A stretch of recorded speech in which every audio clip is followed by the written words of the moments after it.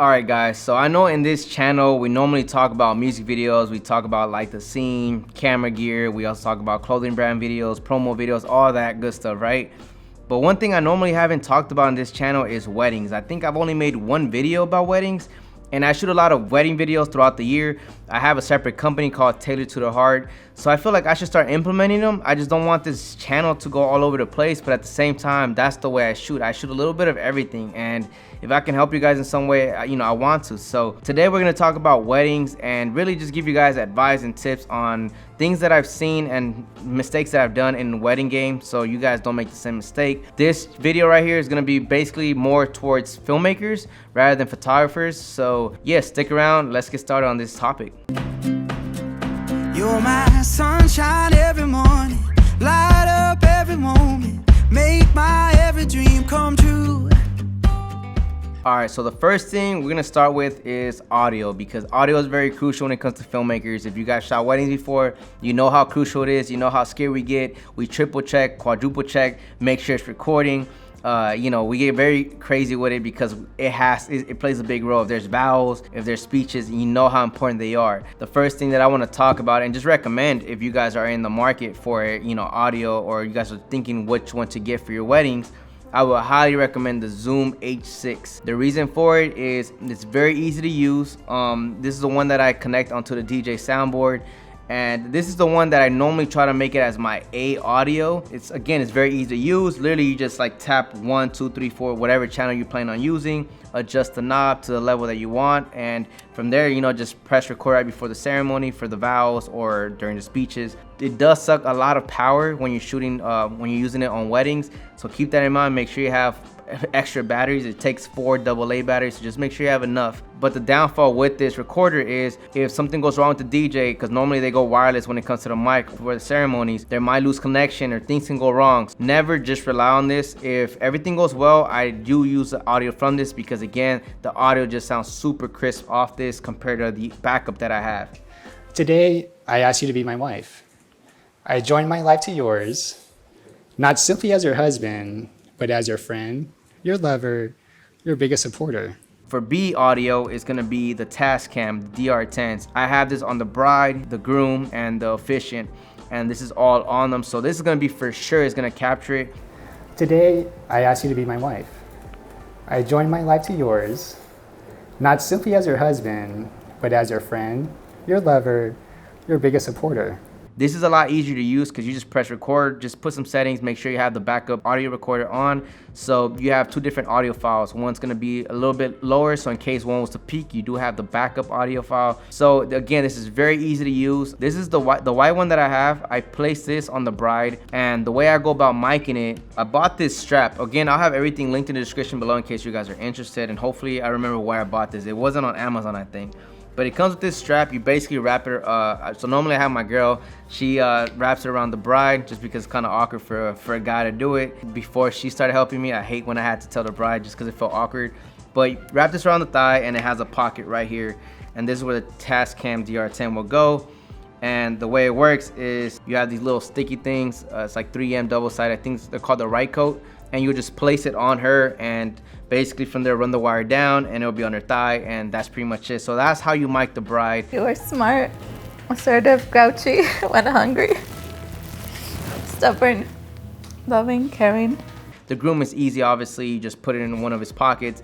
Very easy. Same thing for the officiants. That's how I go about audio recorder. It's very crucial for weddings, so I wanted to get that out the way because it's truly important, and you gotta have backup. You just never know when something can go wrong. So I'm very extra. I don't like to just do the bride and the groom. Sometimes the officiant could be like their best friend or someone else, and I want his audio because they could be funny, and it could just mean a lot for their day. So always have 3 Tascams, and then the audio that's gonna go onto the soundboard. Just again, it's better to have more than not enough. But audio is important. Hopefully you guys got that. So let's jump on to the next thing. All right, filmmakers, the next thing is when it comes to filming a wedding, do not film yourself. I know people that film themselves, not themselves, but they film the bride and the groom all by themselves. They're the only filmmaker. Yeah, they take 2 cameras for the ceremony. One, they'll leave it like on a tripod. The other one, they're just roaming around and just capturing basically a highlight, right? Because a highlight, you could do it by yourself. However, The reason why I'm telling you guys to take someone to don't do it yourself is because what if the main camera A, something wrong happens to the SD card? Not saying it's gonna happen, but you just never know. Again, think the worst case, right? What are you gonna tell the bride and groom if that was to happen? So what I recommend is get a second shooter. You're getting them more of a backup rather than like relying on him. You can still do it yourself, but having him not only is gonna help your video because there's gonna be an extra creative shot, but again, if something goes wrong with yours, at least you have his shot. Even if his shot wasn't camera A, you still have a shot to deliver rather than not having a shot because your SD card went wrong. You just never know. And I always said, don't be stingy, you know, with all the money. Don't try to grab it all. You know, if you can, outsource it. The benefit of hiring a second shooter as well is, for me at least, you know, there'll be 3 cameras. I'll have 2 and obviously the second shooter will have 1. So that gives us 3. So now for the ceremony, you have 3 different cameras. One's facing the bride, the other one's facing the groom, and then the main one that's getting a wide of everything. Notice how earlier on I just told you guys about, you know, just to not be stingy to pay the second shooter.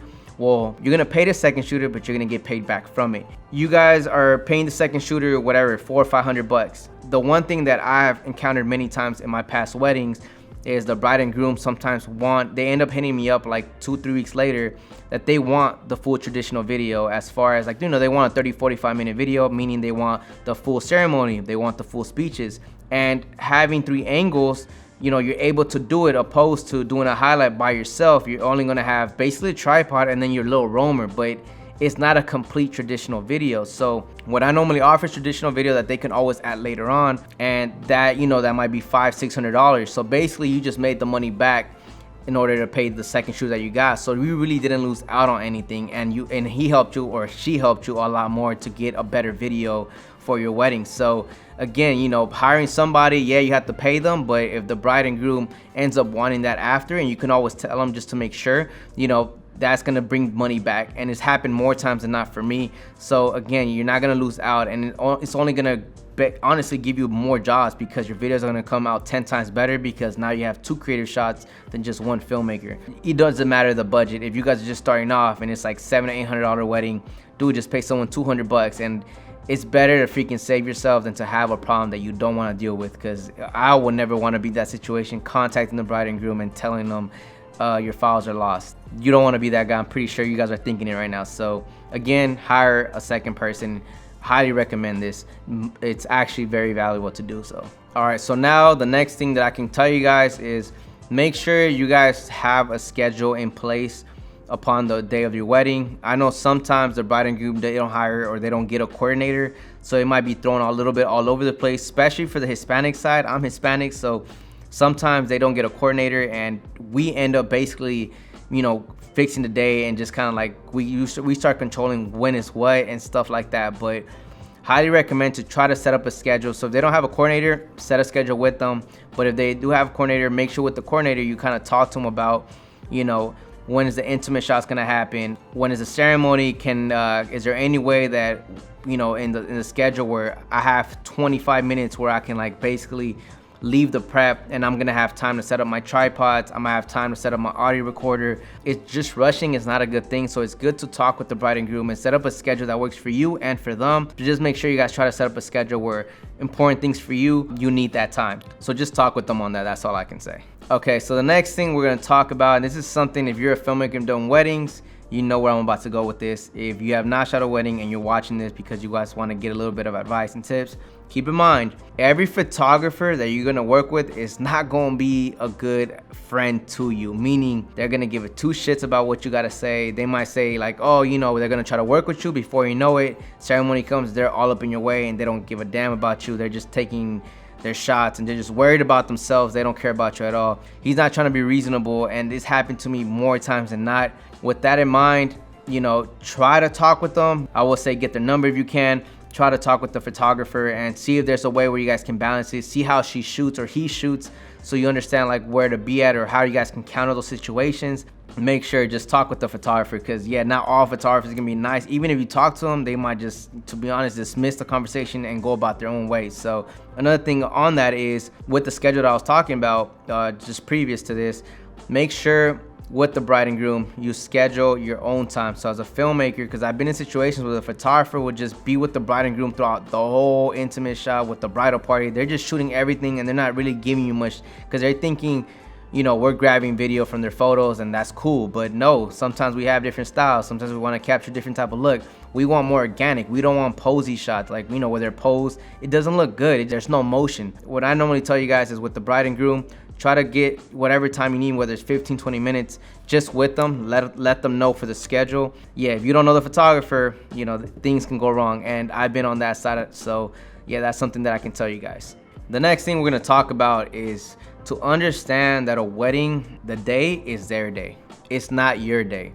What I'm trying to state with that is I see a lot of photographers and even filmmakers, when it comes to the intimate shots, like there's free time and then they want to use them for photos as well. I understand they're paying you for photo or video, but don't take them out and like take them away from, you know, eating or enjoying their day. It's their wedding day. I understand they're paying you, but if you're getting paid good dollars, I'm pretty sure you know how to work it and you don't need to take so many hours or an hour with them. It doesn't take that long. I do photos and video. I honestly only need 30 minutes, sometimes 20 minutes to get photo and video, again, because I have experience with it. There's people that have experience and they try to take them out for an hour, and I don't understand that purpose.